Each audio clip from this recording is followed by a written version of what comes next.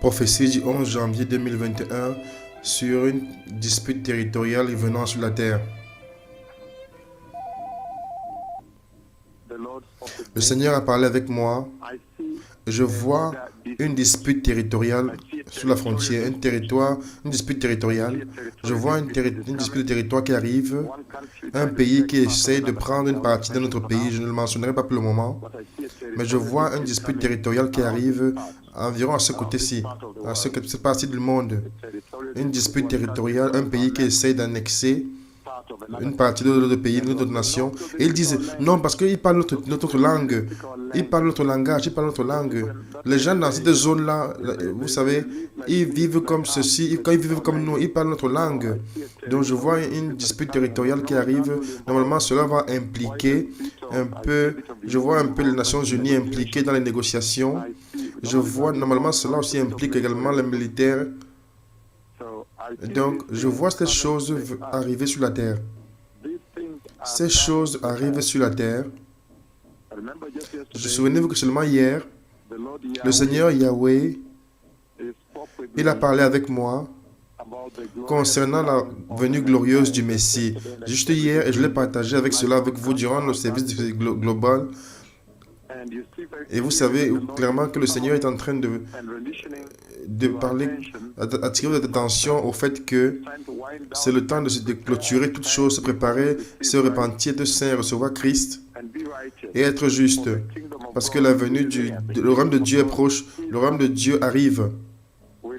Nous vivons dans des temps historiques, nous vivons des temps non communs, où maintenant, les messagers de Yahweh, ceux qui ont le contact direct avec lui et annoncent à vous toutes choses qui se passent dans le royaume des cieux concernant la venue du Messie. Ils ont annoncé la super glorieuse anneau de mariage dans les cieux. Et ils ont également annoncé ouvertement à vous qu'ils ont vu l'église entrer dans les sacrés glorieux abaissés. Et hier, j'ai annoncé que j'ai vu la gloire sortie super glorieuse et brillante, la magnificence de la gloire de Dieu venir comme dans une nuée, et s'est ouvert la porte, et je pouvais voir dans le paradis, dans le ciel hier. Donc maintenant, vient une personne qui voit à l'intérieur du ciel, du paradis, et il visite également le paradis, et il retourne et vous parle avec vous. Quel avantage vous avez sur d'autres générations? Que maintenant, il y a un contact direct entre le ciel et la terre, et Dieu le fait toutes choses pour attirer votre cœur, pour capturer votre attention vers la venue glorieuse du royaume de Dieu. Le seul et unique but que vous pouvez vous préparer et ne pas périr, être sauvé du jugement qui arrive. Nous avons vu très clairement que ces choses se passent, ce qui se passe sur la terre en ce moment, ils se lèvent, ceux qui se tiennent sur la terre et appellent Dieu le Père de venir dans la nuée de sa gloire, la nuée la plus terrible qui se déplaçait dans le désert et qui l'a amené et qui les a conduits dans la terre promise. Et dans l'espace public, ils ont annoncé cela. Et à la place publique, le Seigneur a répondu à lui. Donc s'il y a quelque chose qui devrait vous faire ne jamais manquer le ciel, c'est cela. C'est Dieu le Père en personne. En personne.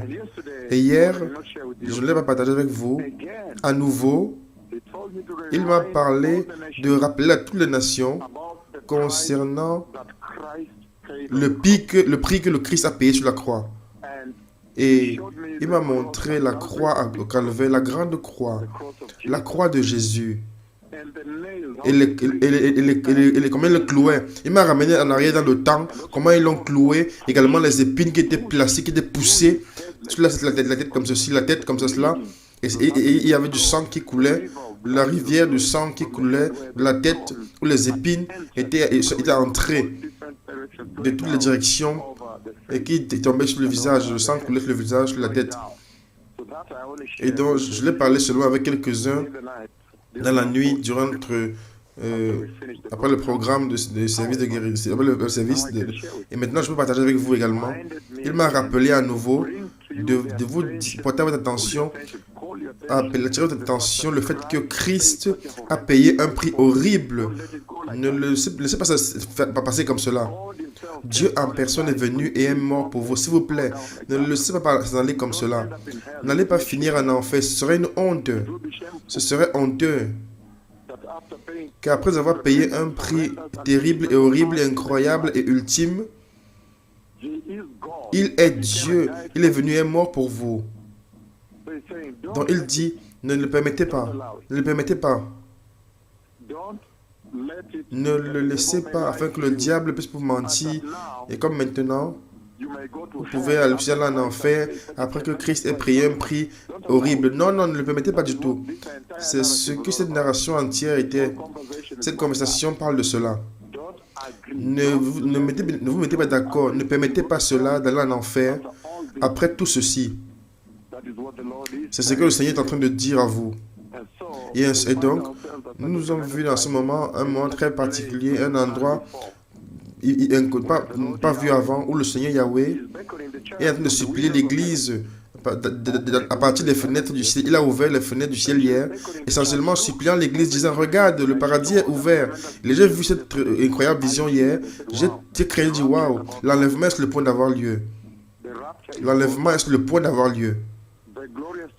L'église glorieuse est sur le point d'être enlevée. Aucune autre annonce ne va prendre place. C'est seulement cette annonce-ci qui est l'annonce finale. Là, c'est l'appel final à la repentance. Et lorsque ça va se passer, à travers cette fenêtre, l'église va entrer.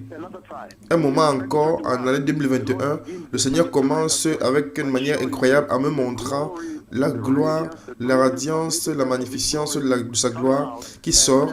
Et maintenant, l'entrée est restée ouverte.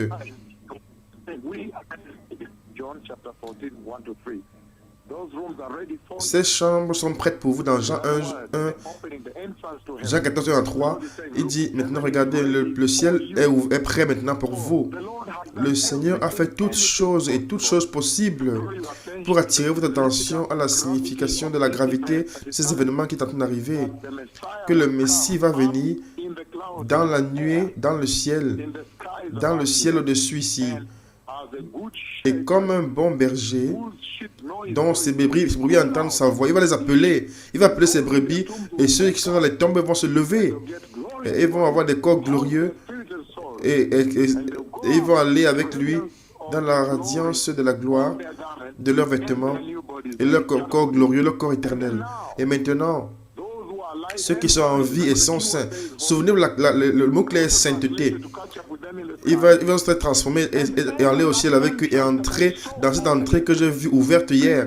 L'entrée maintenant est ouverte. Donc si vous me demandez, je vous dirai, le message est simple. Le Seigneur dit, nous sommes assis sur la frontière de l'éternité. Nous sommes assis sur la frontière de l'enlèvement. L'heure de se repentir et de s'éloigner de tout péché. Il y a tellement de péché sur cette terre. Le péché de l'immoralité sexuelle, c'est très ancien maintenant. C'est vraiment très ancien maintenant. Je me demande si quelqu'un encore est entré dans la boue du péché sexuel et qui s'enroule dans la boue. Non. La Bible dit qu'il s'enroule dans le péché après avoir été lavé, dans la boue après avoir été lavé. Non. C'est très ancien maintenant. Le péché du mensonge est très ancien. La sagesse est venue des nations, du Saint-Esprit. La sagesse est venue dans l'Église. Que maintenant la justice est profitable. La recherche de la justice devait être l'objectif. L'objectif, tout le monde, tout d'entre vous devait d'avoir comme objectif de chercher la sainteté et la justice. Parce que c'est ça qui est profitable. Ça vous apporte l'éternité, ça vous donne l'éternité dans le royaume de Dieu. J'ai vu une dispute territoriale dans cette partie du monde et je vois une dispute qui est en cours.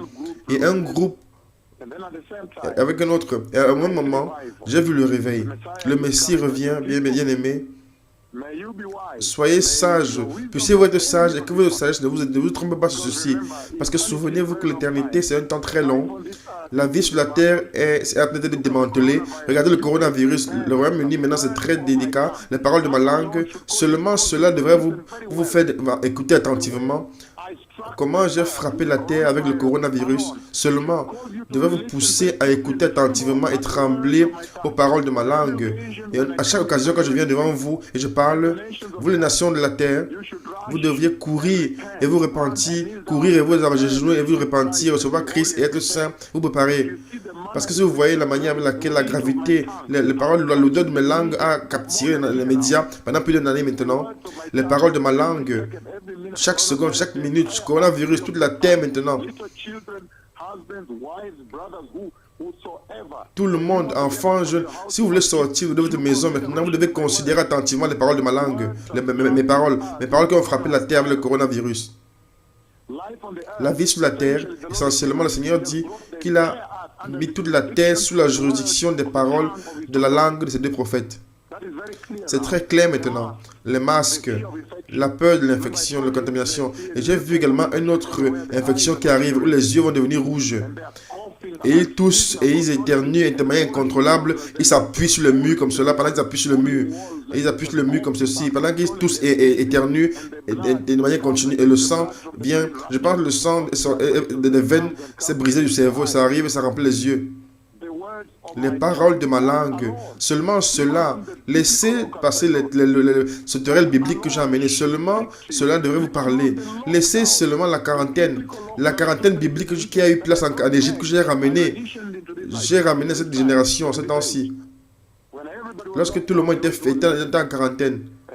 Maintenant, et donc, cela devrait vous pousser à prendre cela gravité de la parole de ma bouche et commencer à vous repentir, vous préparer pour la venue du Messie.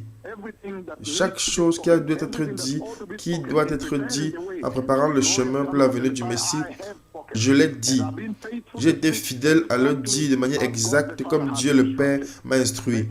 Que ceux qui ont les oreilles se répandent et se préparent pour la venue du Messie. Merci, merci vraiment. Le Seigneur vous bénisse. Que les nations se répandent. Préparez le chemin. Le Messie revient.